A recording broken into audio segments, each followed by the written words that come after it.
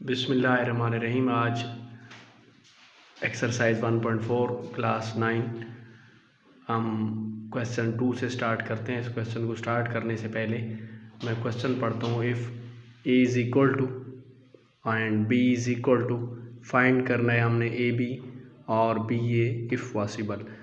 ये exercise multiplication पे मुश्तमिल है और अगर हमने मल्टीप्लिकेशन सीख ली तो आगे जितने भी मैट्रिसेस हैं, मसलन डिटर्मिनेंट फाइंड करना पड़े, इन्वर्स फाइंड करना पड़े, क्रैमर लॉ को करना पड़े या इन्वर्जन मेथड के ज़रिए हमने एक्स और वाई के वैल्यूज़ फाइंड करने पड़े, तो उन सब में हमें इसी मल्टीप्लिकेशन की ज़रूरत पड़ती है। तो मल्टीप्लिकेशन हमें आनी चाहिए और इस मल्टीप्लिकेशन के एक असूल है। अगर उस असूल को मल्टीप्लिकेशन फुलफ़िल कर रही है तो तब हम दो मैट्रिक्स को मल्टीप्लाई कर सकते हैं कि अगर ये कंडीशन तो शर्त है वो मैट्रिक्स के अंदर मौजूद हो। तो मसलन मेरे पास ये दो मैट्रिक्स ए और बी दिए गए हैं, तो इनको ए बी पहले पार्ट है, इसको मल्टीप्लाई करना है।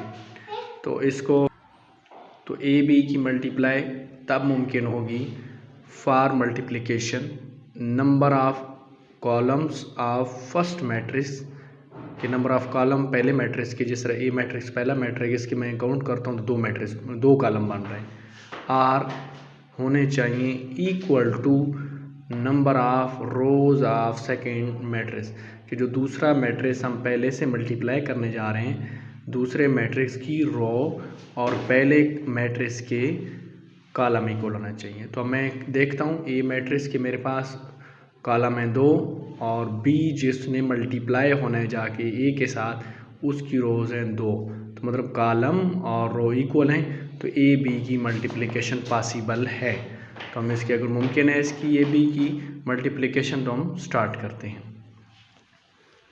हम यहाँ पे फिर से एक दफ़ा लिख लेंगे ए मैट्रिक्स जो कि है 3 0 -1 और 2 और ए बी लिख लेते हैं यहाँ पे ए बी का मतलब क्या होगा कि ए और बी आपस में मल्टीप्लाई हो रहे हैं। बी लिखते हैं और बी मैट्रिक्स हमारे पास था 6 और 5, तो वो लिख लेते हैं 6 और 5। मल्टीप्लिकेशन के लिए बहुत ही आसान सा तरीका है कि फर्स्ट रो को हम फर्स्ट कॉलम से मल्टीप्लाई करते होते हैं। फर्स्ट रो का पहला एलिमेंट पहले ही कॉलम के पहले एलिमेंट से मल्टीप्लाई होता है, मतलब 3 × 6। दरमियान में साइन किसका आता होता है? पॉजिटिव का। रो की दूसरी एंट्री कॉलम की दूसरी एंट्री से मल्टीप्लाई कर दो और आगे तीसरी एंट्री चूँकि कॉलम में भी नहीं है रो में भी नहीं है तो बात ख़त्म। सपोज करते हैं ये वाला मैट्रिक्स दूसरे कॉलम पे मुश्तमिल होता तो यही वाली रो फिर उसके साथ भी मल्टीप्लाई होकर आगे लिखते, लेकिन नहीं है, तो यहाँ तक मैट्रिक्स क्लोज।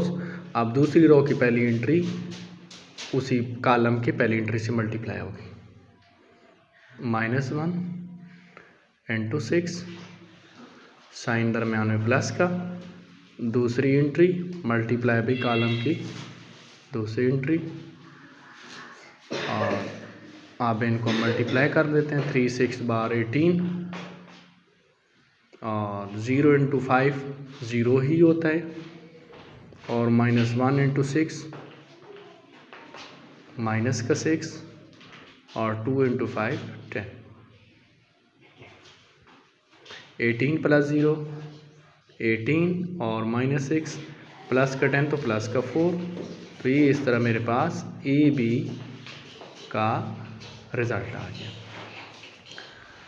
सिमिलरली इसी क्वेश्चन का दूसरे पार्ट में कहा गया था बी ए करो कि बी को मल्टीप्लाई करो ए के साथ। मैं पहले अब बी मैट्रिक्स लिखूंगा, वो मेरे पास है 6 और 5। ए मैट्रिक्स लिखूंगा और वो मेरे पास है 3 0 -1 और 2। मल्टीप्लाई करने से पहले स्टूडेंट्स इस चीज़ को बिल्कुल आपने जहन में रखना है, चेक करें कि क्या फर्स्ट मैट्रिक्स के कॉलम वो कितने हैं, तो एक कॉलम है। दूसरे मैट्रिक्स की रो चेक करें कितनी है, 2 रोज़ हैं। तो देखें कॉलम और रो इक्वल नहीं है तो आप लिख लोगे मल्टीप्लिकेशन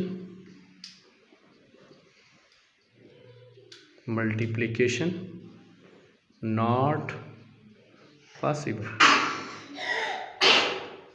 मल्टीप्लिकेशन पॉसिबल नहीं है। तो इस तरीके से आज हमने मल्टीप्लिकेशन की जो कंडीशन होती है फॉर मल्टीप्लिकेशन, फर्स्ट मैट्रिक्स की कॉलम, फर्स्ट मैट्रिक्स के कॉलम दूसरे मैट्रिक्स के रो के इक्वल होने चाहिए तब मल्टीप्लिकेशन करनी है, अदरवाइज मल्टीप्लिकेशन पॉसिबल नहीं होती।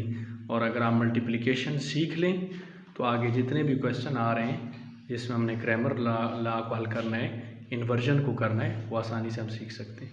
Thank you student.